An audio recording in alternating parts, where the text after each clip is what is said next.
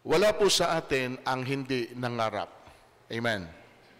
At wala rin po sa atin ang hindi umaasa na isang araw makakamit po natin yung pangarap na yon.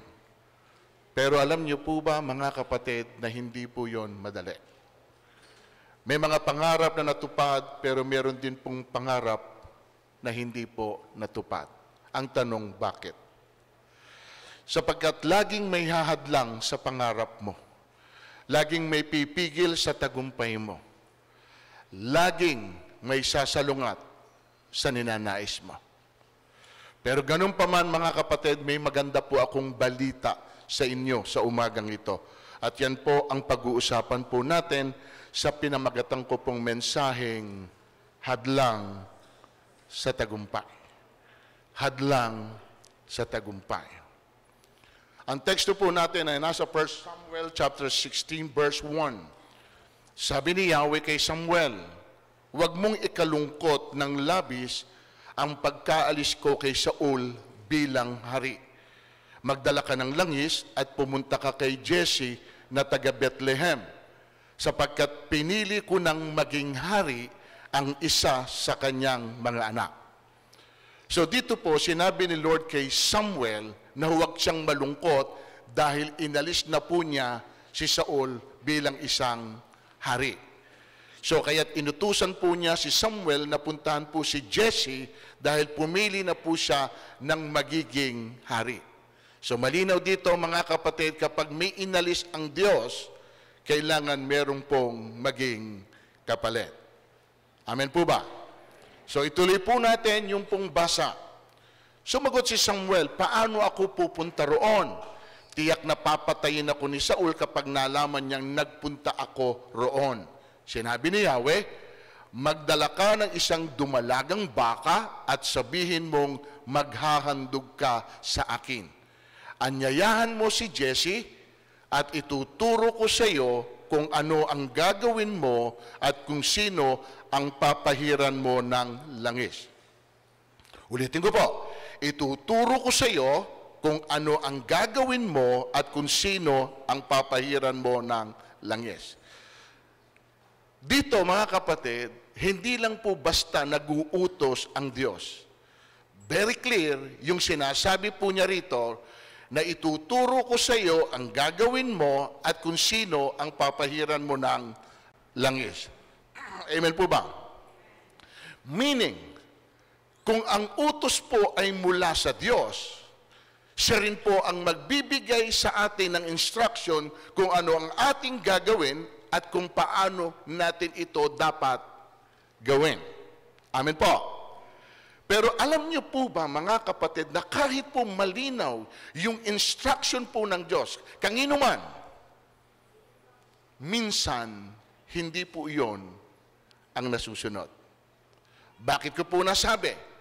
Tuloy po uli natin yung basa. Sinunod ni Samuel ang utos sa kanya ni Yahweh. Sinunod. Amen? Tama po ba?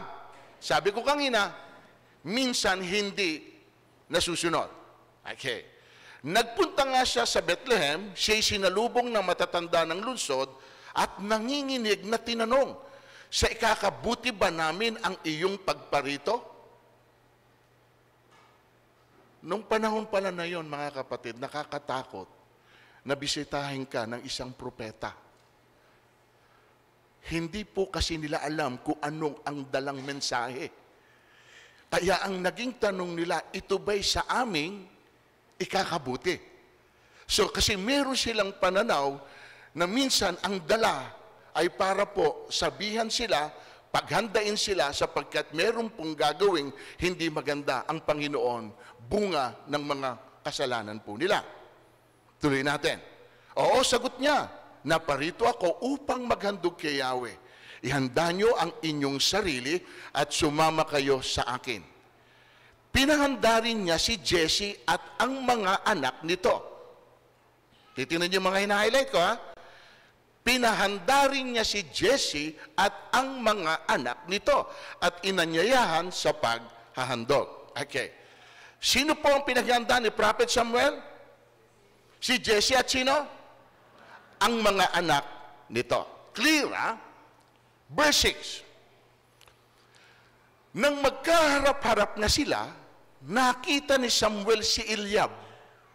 Pinagmasdan niya itong mabuti at sinabi sa sarili, ito siguro ang hinirang ni Yahweh para maging hari. Kapatid, ano po ba ang sinabi ng Panginoon kay Samuel? Ituturo ko sa iyo kung ano ang gagawin mo at kung sino ang papahiran mo ng langis. Tama po ba? Pero dito, lumalabas na si Samuel ay bumabase na sa kanyang nakikita at nararamdaman. At hindi na po doon sa sinabi sa kanya ng Panginoon. Tama po ba? So, yun po yung sinasabi ko na minsan kahit clear yung instruction, minsan hindi natin ito sinusunod. Amen po. Sumunod ba siya sa instruction sa kanya? Alam niyo po ba, mga kapatid, na nangyayari din yan sa atin? Na kahit po malinaw yung instruction ng Diyos na dapat natin gawin, pero sinusunod pa rin natin yung gusto natin at ang atin pong mga damdamin. Base sa panlabas na nakita natin, sa mga nararamdaman natin. Example, may sinabi ang Panginoon, tingnan nyo, huwag, do not be equally yoked with the unbelievers. Huwag kayong makikisama sa mga di sumasampalataya. Maaari bang magsama ang katuwiran at ang kalikuan? O kaya ang liwanag at ang kadiliman? Maaari bang magkasundo si Kristo at si Belial? Ano ang kaugnayan ng nananampalataya saan? Sa di nananam? Mga kapatid, pero nung may makita kang gwapo, nang makakita ka ng maganda, nakalimutan mo na yung utos ng Diyos sa iyo. Tiningnan mo yung panlabas na anyo nila at ang sinunod mo na yung nararamdaman mo. So ano nangyari? Marami po akong alam, kasama ho namin dati, mga manggagawa na po ng iglesia. Active na active sila. Pero po nung magsipag-asawa, nawala na po sa church. Hindi po nila naisama sa church yung kanilang mga napang-asawa. And for that reason, maging sila ay hindi na rin po nakapunta. Mga kapatid, nakakalungkot. Hindi na po sila nakabalik sa Diyos. Dahil po ang umiral sa kanila, yung kanilang damdamin, yung kanilang nakita.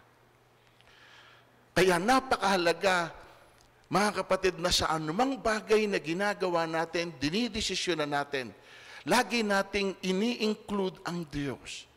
Humihingi po tayo ng gabay, ng karunungan sa Panginoon, sapagkat crucial, mga kapatid, yung pwedeng mangyari sa buhay po ng bawat isa po sa atin.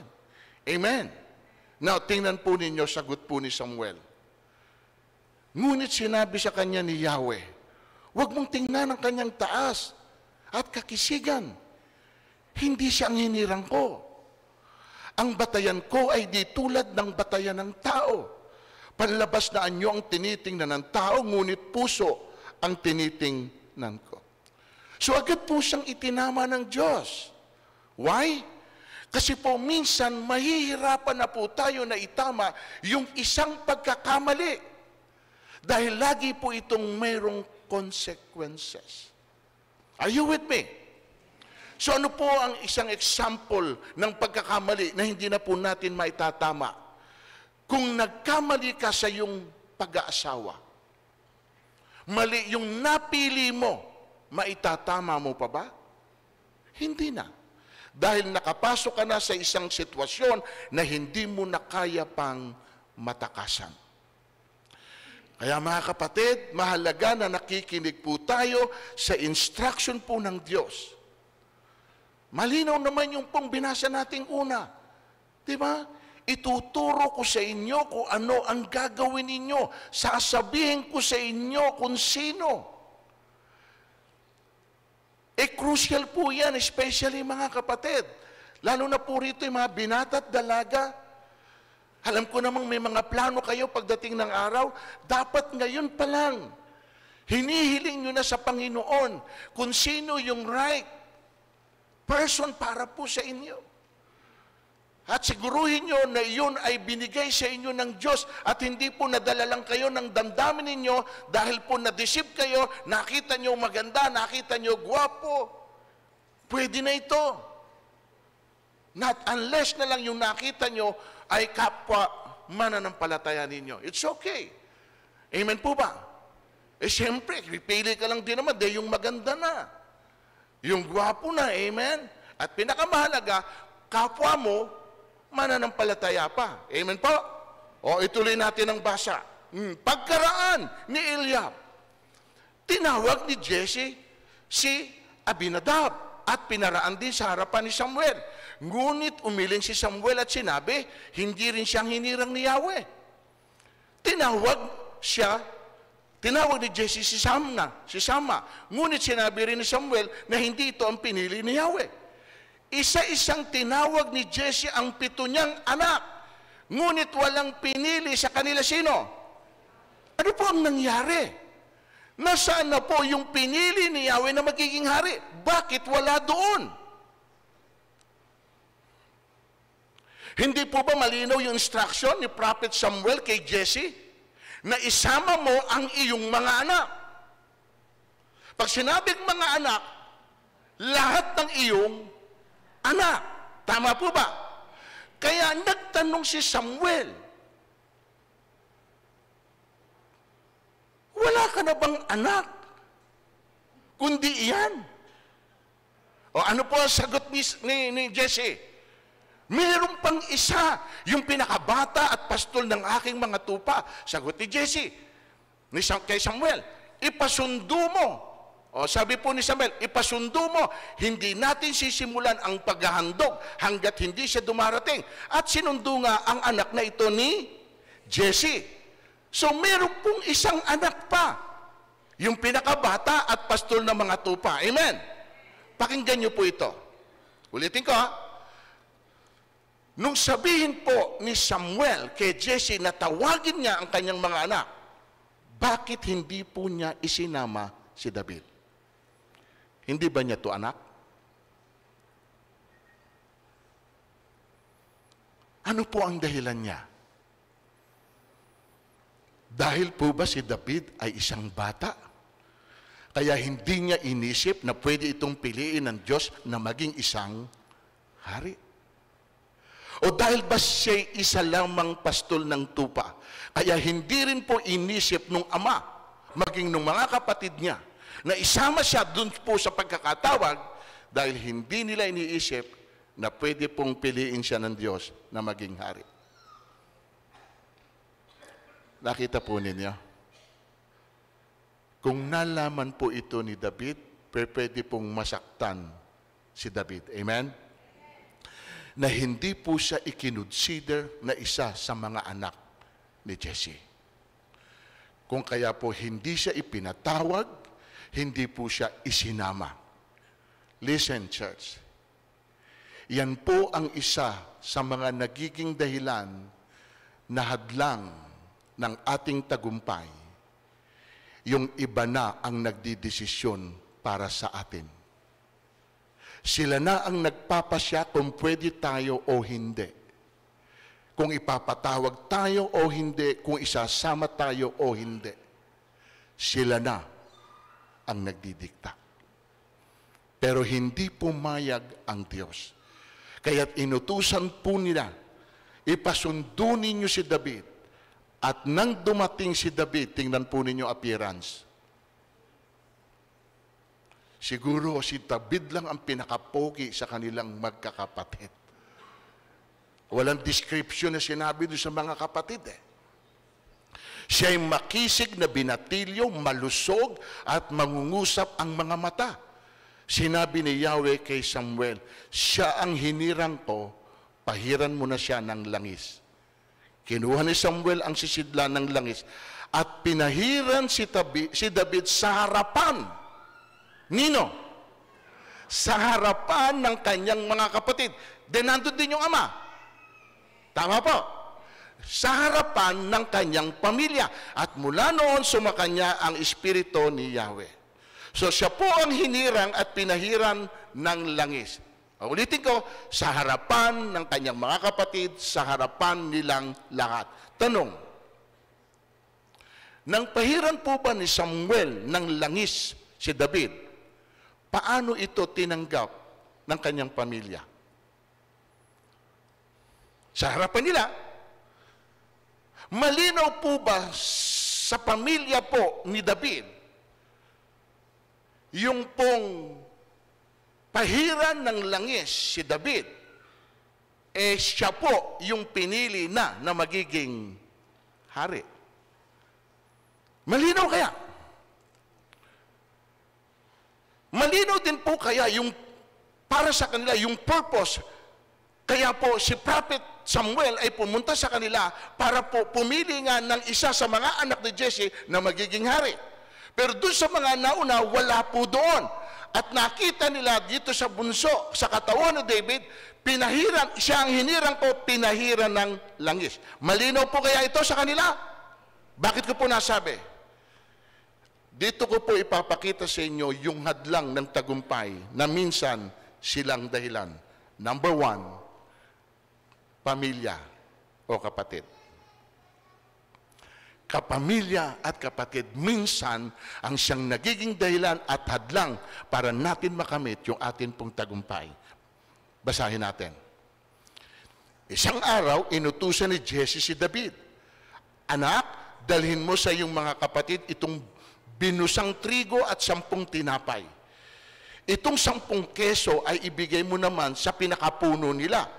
Tingnan mo tuloy ang kalagayan nila at ibalita mo sa akin." Inutusan ng ama si David na magdala ng pagkain sa kanyang mga kapatid. Amen po ba? Sino inutusan ni Jesse? Yung anak niya. Inutusan niya ang pinili ng Diyos na maging isang. Dito po makikita natin ang kababaang loob ni David. Hindi rin po niya agad inilagay sa kanyang sarili na siya ay pinili na ng Diyos na maging hari.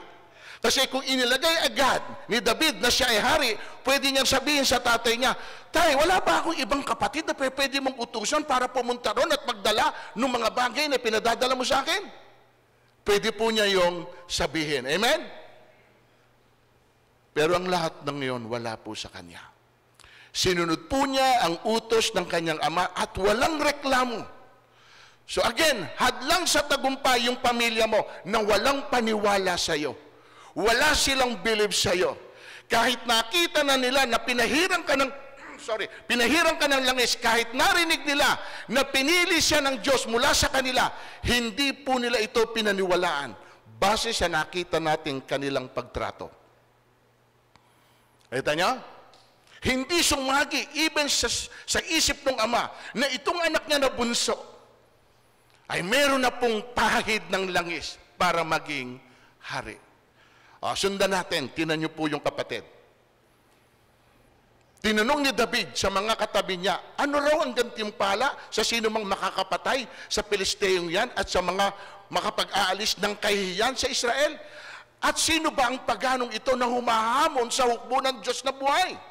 Tulad ng narinig mo, ganoon ang gagawin ng hari sa makakapatay sa Pilisteyong yan. Sagot ng mga kausap niya. Ayan na po. Narinig ni Eliab. Sino si Eliab? Panganay na kapatid ni David. Ang pakikipag-usap niya sa mga kawal. Ano naging reaksyon? Meron bang dapat na ikagalit? Pumunta ka ron para magdala ng kanilang pagkain? At masama bang magtanong at makipag-usap dun sa mga kawal? What's going on? Ano ba ang nangyayari? Anong meron dito? Nagtatanong lang. At nung marinig ng kapatid, biglang nagalit. Ano sinabi? Ano ginagawa mo rito? At kanino mo iniwan ang ilang tupa na pinaalagaan sa iyo? Alam ko kung ano nasa isip mo. Gusto mo lang manood ng labanan? Meron bang dapat na ikagalit doon? Hello? Sumagot si David. Tingnan mo sagot. Kasi hindi rin niya matanggap yung naging reaksyon ng kuya niya sa kanya. Amen? Kaya ano naging sagot niya? Bakit? Ano ba ang ginawa ko? Nagtanong din siya sa sarili niya na ibinalik niya sa kuya. Ano ba ang ginawa ko? Masama bang tanong? Tinalikuran niya si Eliab, yung kuya niya, at nagtanong sa iba. Ngunit ganun din ang sagot sa kanya. So nakita niyo mga kapatid, yung pangungusap ng kanyang kapatid kay David, tratong kapatid, pero hindi isang piniling hari. Tapos nagtatanong lang siya kung ano na ang sinabi sa kanya. At nang magtanong din po siya sa iba, ganun din ang ginawa sa kanya. Hadlang sa tagumpay, mga kapatid, ayaw nila na nagtatanong ka.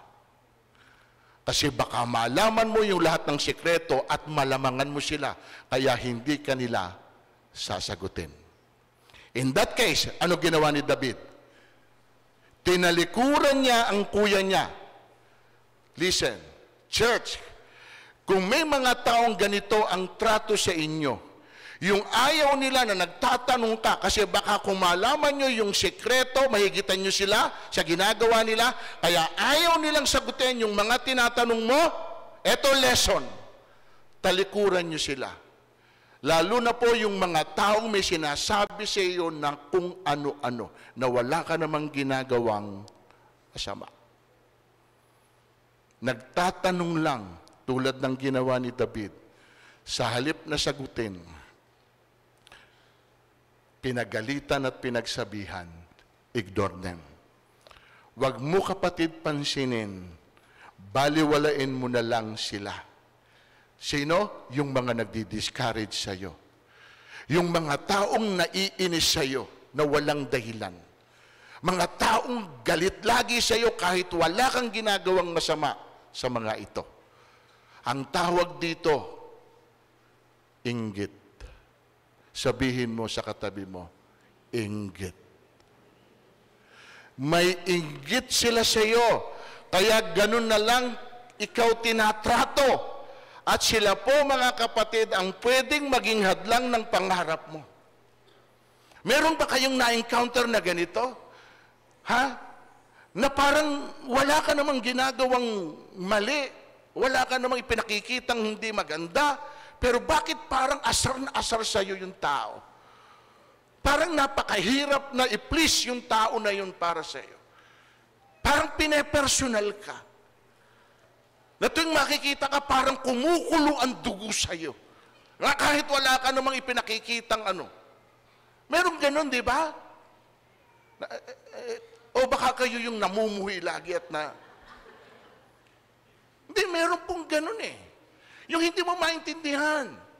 Hindi mo siya maunawaan. Bakit ganyan yung nagiging attitude niya sa'yo? Bakit every time na ikaw ang kausap, hindi ka makausap ng maayos, kundi lahat ng parang laging galit, may pasigaw? Hindi mo alam kung ano yung reason behind. And somehow ganun din po ang pwedeng nararamdaman ni David doon po sa kanyang ginawa na ito. Amen. So yan, posible mga kapatid, kapamilya, itong masakit. Sa pangarap mo, nakasama sila kung magtagumpay ka. Pero minsan, pamilya mo rin ang hahadlang sa iyo. Dahil hindi kanila pinaniwalaan. Wala silang belief sa iyo.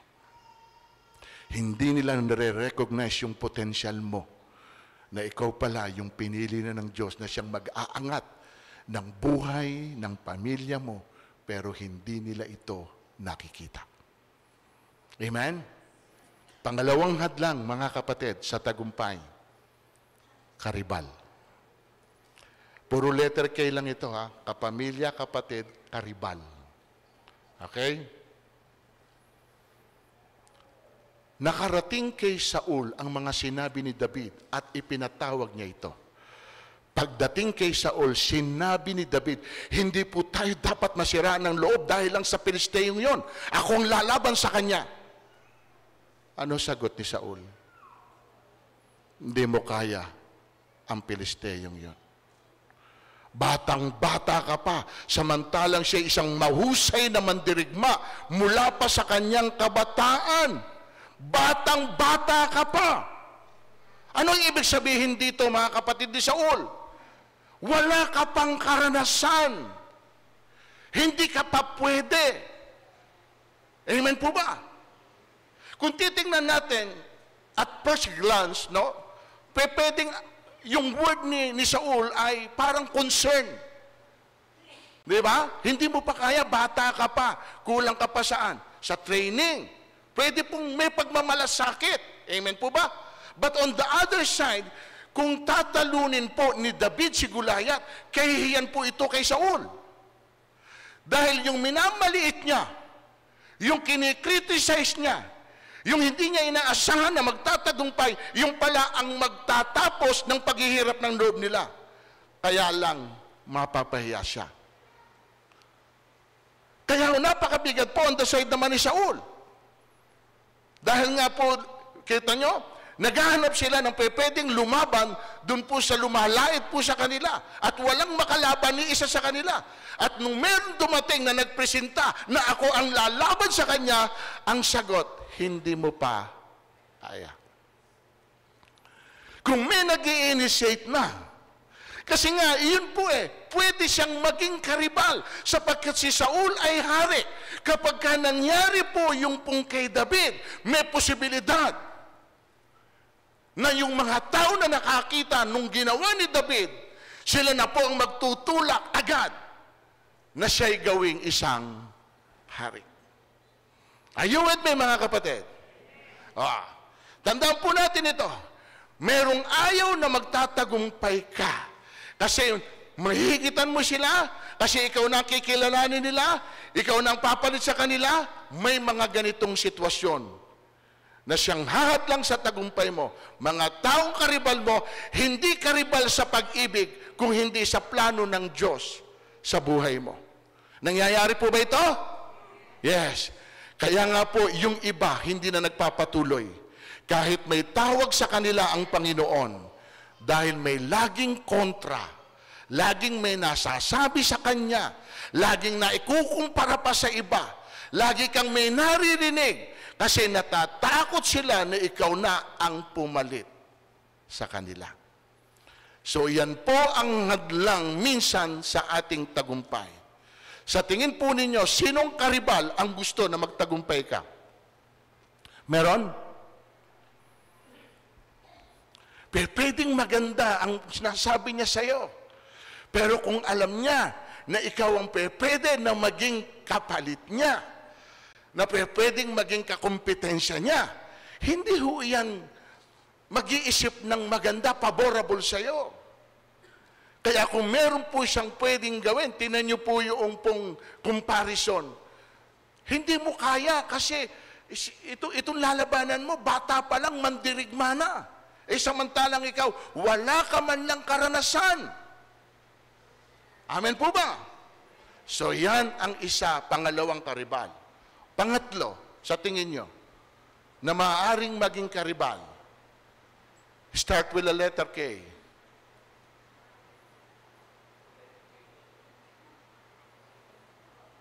Kapamilya, kapatid, karibal. Ano yung pangatlo? Pangatlo, lakasan ng konti.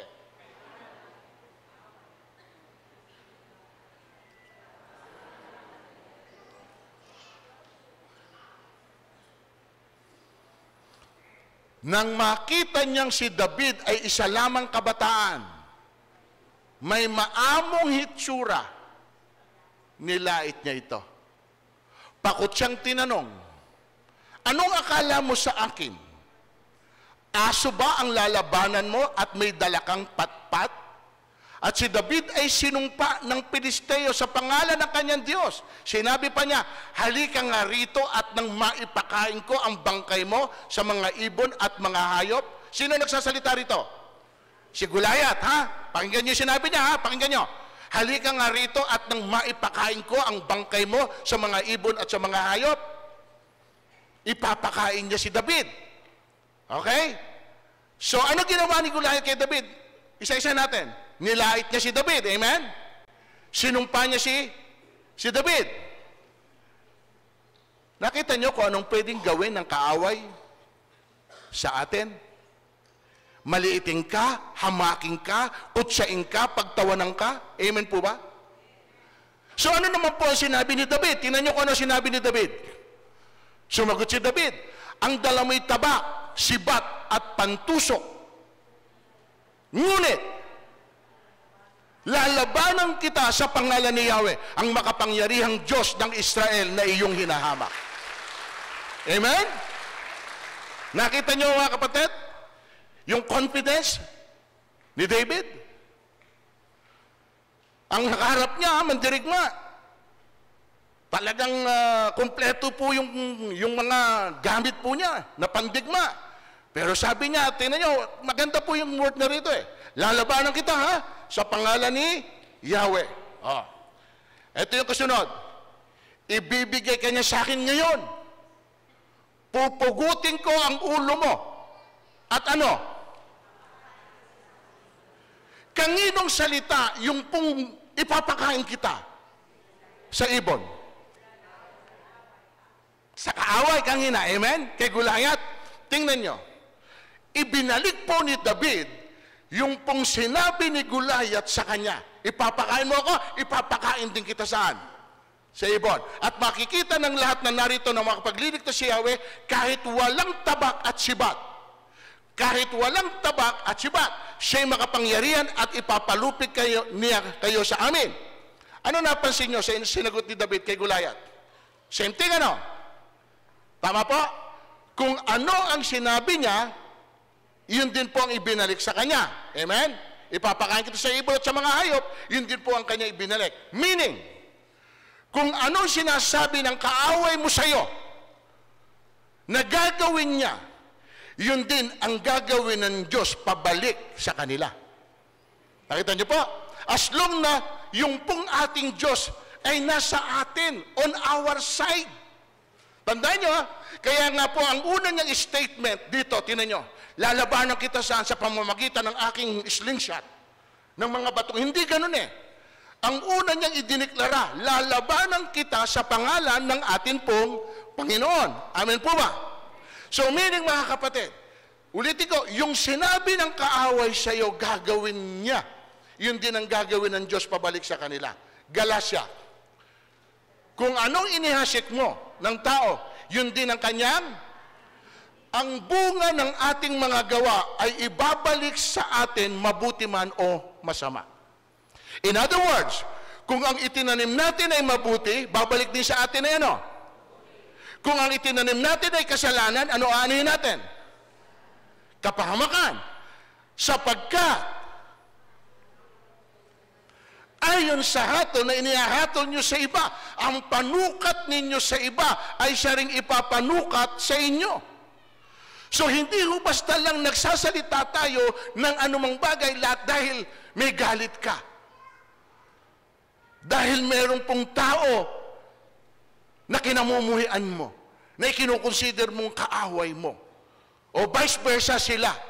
Mag-iingat po tayo sapagkat kung ano nga yung bagay na sinasabi natin, posible din na iyon ang bumalik sa atin. Nagkakaintindihan po ba tayo? O, malapit na po tayo. Nagpatuloy ng paglapit si Goliath. Patakbo siyang sinalubong ni David habang dumudukot ng bato sa kanyang supot. Tinirador niya si Goliath at tinamaan ito sa noo. Bumao ng bato at si Goliath ay padapang bumaksak. Natalo ni David si Goliath sa pamamagitan ng mga tirador. Napatay niya ito bagamat wala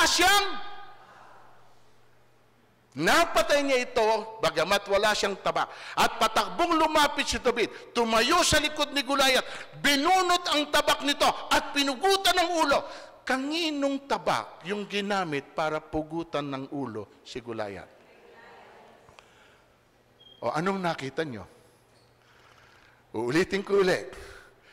Kung anuman yung posible na pwedeng gamitin ng kaaway sa iyo, yun din ang pwede mong gamitin laban sa kanila. Yung mismong gamit nila ang gagamitin mo para talunin mo sila. At yun exactly ang nangyari po dito kay David. Amen? Now, paano tinalo ni David si Goliath? Dahil ba sa tirador? At bato na bumaon sa noo nito? Paano tinalo? Kapag po yung force ay galing po sa harap, ang tendency po dapat, kung dito ka binira, dapat po ang baksak mo patihaya. Dahil yung force galing sa harap. Tama po. Bakit pasubsob nung bumaksak? Ibig sabihin sinalubong niya yung batong gumanon. Hindi. Bakit sa palagay niyo? Dahil nasa likod ng Diyos, binatukan si Goliath. Ganun ba? Ha? Kaya nasubsob Tama po. Kapatid, kung iyon ang titingnan natin, pwede kasi bumaon yung bato. Pero kung titingnan po ninyo scientifically, kapag kasi yung force ay galing po sa harap, ang tendency dapat po patihaya. Ipinakita lang po dito, dahil ang sinabi ni David, lalabanan kita sa ngalan ng Panginoon. At hindi hahayaan ng Diyos na maipahiya niya ang kanyang pangalan nung gamitin ni David. Lalabanan kita in the name of my God. Amen? Ang Diyos po ang nag-orchestrate noon. Sa totoo lang, gaano kagaling naman siya noon na isang sling set, pasok agad dito. Napakagaling, sub-shooter naman si David. O kaya hindi kaya nung ginanyan ni David yung bato, at ginanyan yung bato iginay din ng Diyos kung saan tatama? Posible, hindi? Posible. At alam niyo ba mga kapatid, na 5 bato ang dinampot ni David, hindi isa. Bakit sa palagay niyo 5 bato ang dinampot? Ha? Yung unang bato na ginamit, tumama Aanin mo pa nung pang-4. Naninigurado siya na kung sakali na magmimiss siya, meron pa siyang 4 na gagamitin? Yun ba yung purpose niya? Kung bakit dumampot siya ng 4? Ay ng 5, rather? May idea kayo? Wala? Wala kayong idea? So wala rin akong idea, mag-uwian na tayo. Wala? Kapatid, dahil po si Goliath ay meron pa pong 4 na kapatid, na kung sakali nalalaban, pag tinalo po niya si Goliath at lumaban yung 4 na kapatid, meron pa siyang 4 na reserba na nakalaan doon sa 4 na kapatid. Amen. Ganun po ibinigay ng Panginoon yung pong idea and instruction kay David. Hindi ho siya pwede na malamangan. Amen po ba? So ngayon, anong connection itong lahat na pinag-usapan natin sa istorya po ni David? Ayan. Meron pa akong nakita pa pala ito. Mga minamahal. Ito, kaya po wag tayong lalaban Ito pa, Romans. Mga minamahal, wag niyong ipaghiganti ang inyong sarili. Kundi ipabayan niyo saan? Sa galit ng Diyos. Sapagkat nasusulat, akin ang paghiganti, ako ang gaganti, sabi ng Panginoon. So ipinakikita lang dito sa salitang ito, mga kapatid, battle belongs to the Lord. Amen? Ang pakikipaglaban ay para po sa atin pong Panginoon. Kasi dito, wala po siyang ginamit na tabak Pero pinagutan po niya ng ulo si Goliath. Now, ulitin ko ulit. Kaya mag-iingat po tayo na huwag po sana tayo ang maging instrumento kung meron man mga tao na galit sa atin, kinukonsider na kaaway tayo, mag-iingat tayo na mag-retaliate sa kanila. Sapagkat ito po ang huli nating teksto. Sapagkat ang araw ng Panginoon ay malapit na laban sa lahat ng bansa. Kung ano ang iyong ginawa, ay siya rin gagawin sa iyo. Ang iyong gawa ay babalik sa iyong sariling ulo. Ang iyong gawa ay babalik din sa sarili.